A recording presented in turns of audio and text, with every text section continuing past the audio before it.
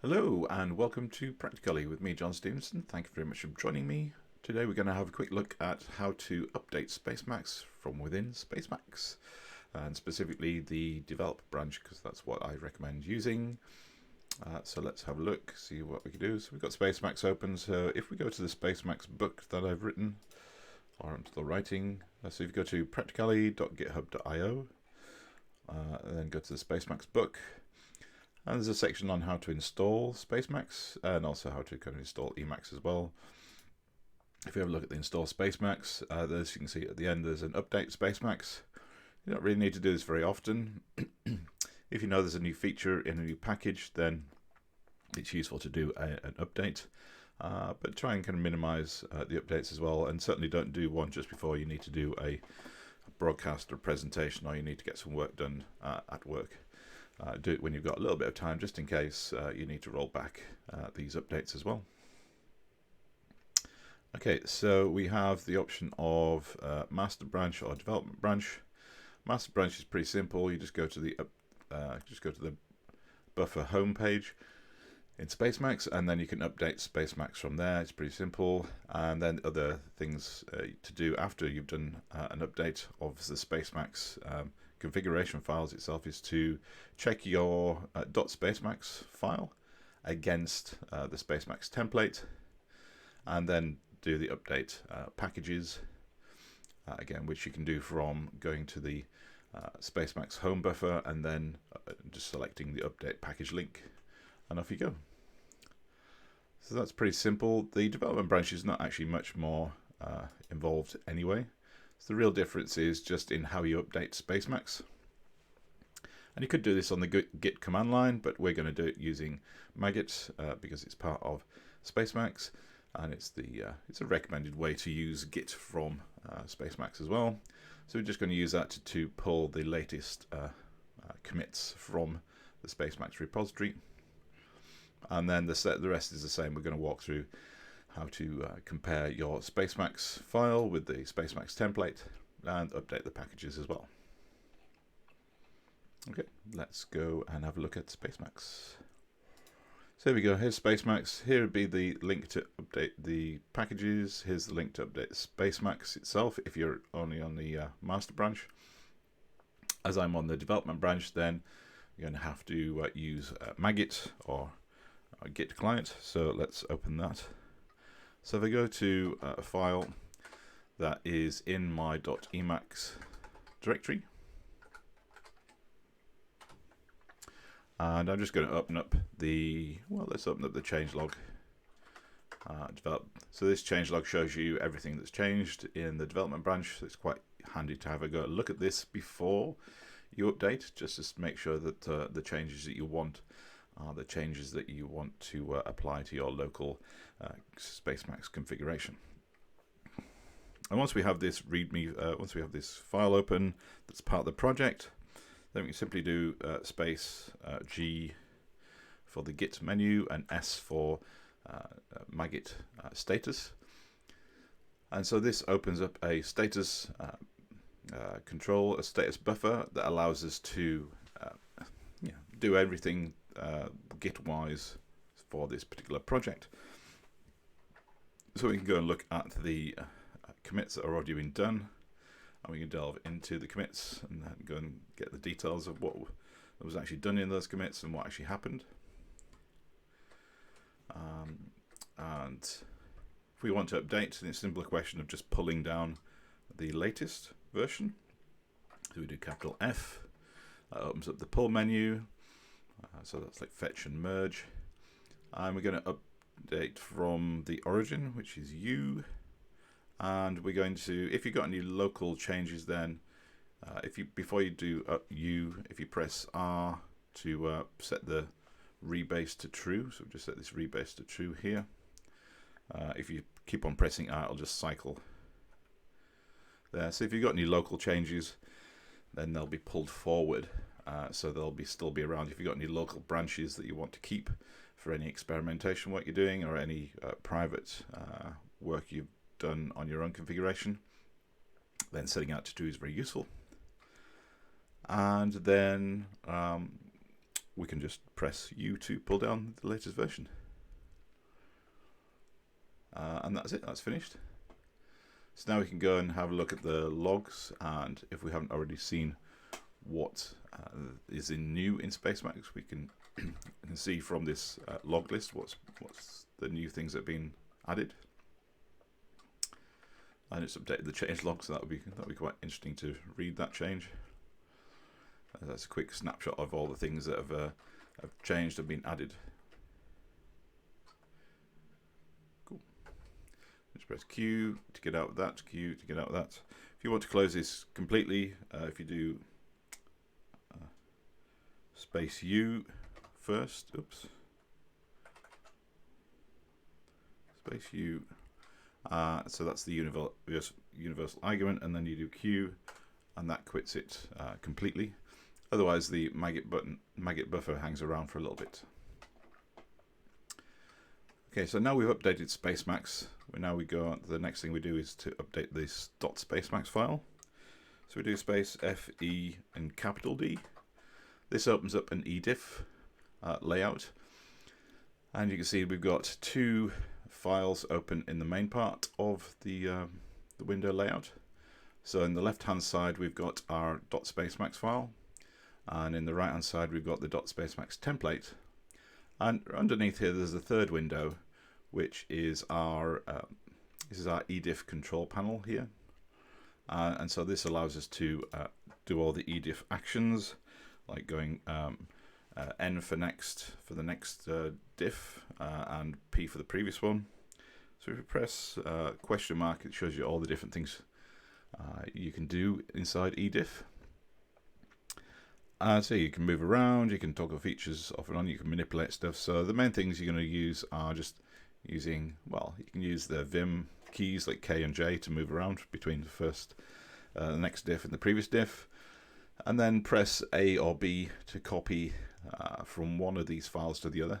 So if there's something in the template that we want to have it our .spacemacs file, then we would press B, because this is the right hand side buffer is the B, and that would copy it over to A for us. So it makes it very easy for us to copy those changes over as we find them. I'm just going to minimize this by pressing question mark again. And so importantly, to use that, you need to have the cursor in this third window to be able to use these commands. So if I press J for the next diff, you can see the layers section is going to be different because I've added layers, and that's to be expected. And so I can leave them pretty much as they are, unless there's some new layer inside the template that is kind of recommended to be used now. Then I'll just leave these layers as they are. So just get that. Yeah, so mine is going to be slightly different. I've added quite a few layers in there, so we skip through it there. Showing markdown, multiple cursors. Yeah, I've got all those in there, so I can just safely skip them over. So if there's a green section in the right hand side, then that means there's new things to be added. But I've already got those elsewhere, so it's kind of giving me a bit of a false positive there. So let's skip over that. The way I kind of list the recents and projects and to-dos is slightly different. That's to be expected, so I'm just going to keep that as it is. I've changed the default mode for creating a scratch buffer. So I keep that as is. My themes are slightly different as well as my source code. I'm resuming layouts. In fact, I don't think there's going to be much in this respect to change. All of these things I've changed on purpose. You can just keep them. So I'm just pressing J each time just to go to the next one. I updated Spacemacs fairly recently, so I don't expect many changes here. But if there was a change, if we wanted to have pretty docs back as nil, I could just press B, and it would change the left-hand side buffer to be the same as B.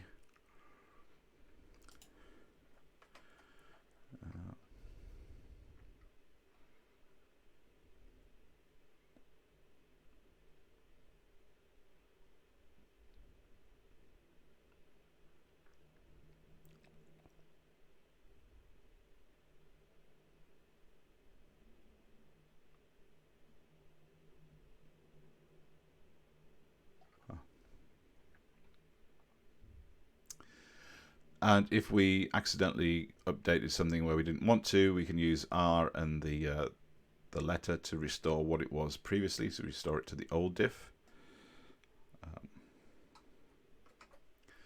So here I don't actually want to have the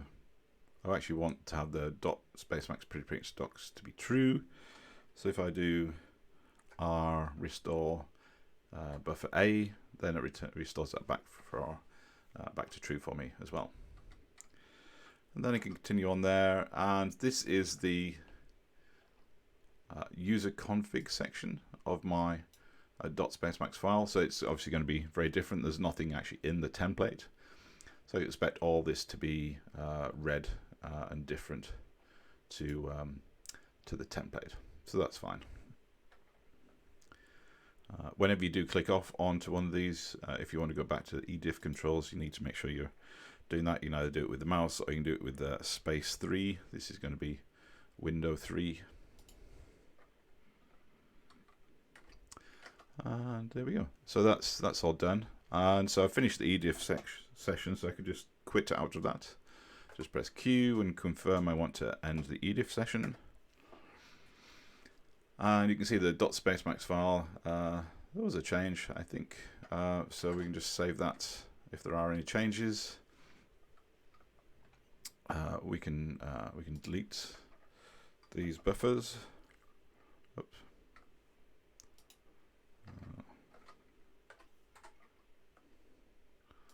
I'm trying to.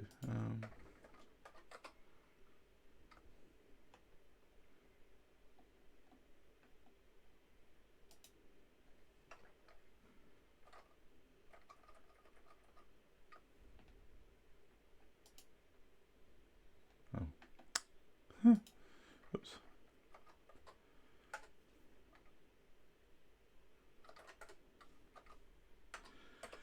And so we go back to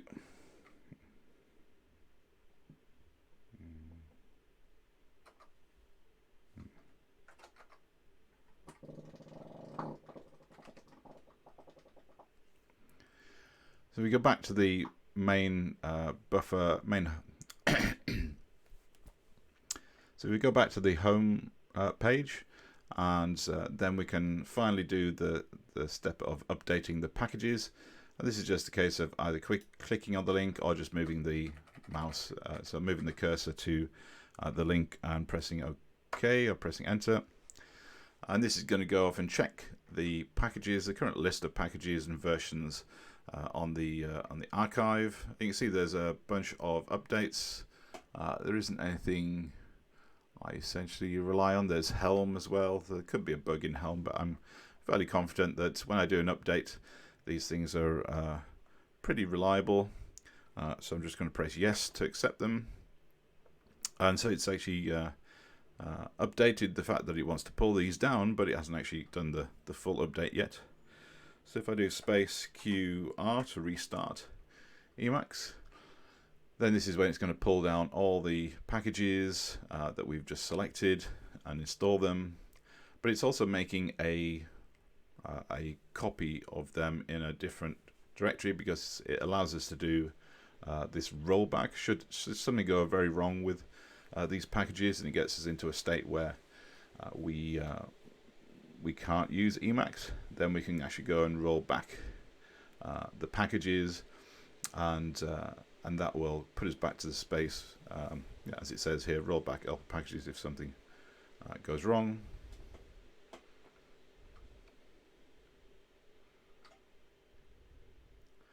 And that's updated it. If there's been a lot of packages, sometimes I'll actually just make doubly sure that everything's gone okay by just restarting again. So space QR, just doing another restart, and just making sure that everything's okay. Yep, that's good. Again, that's just me being a little bit paranoid, just making sure everything's kind of installed itself in the right order.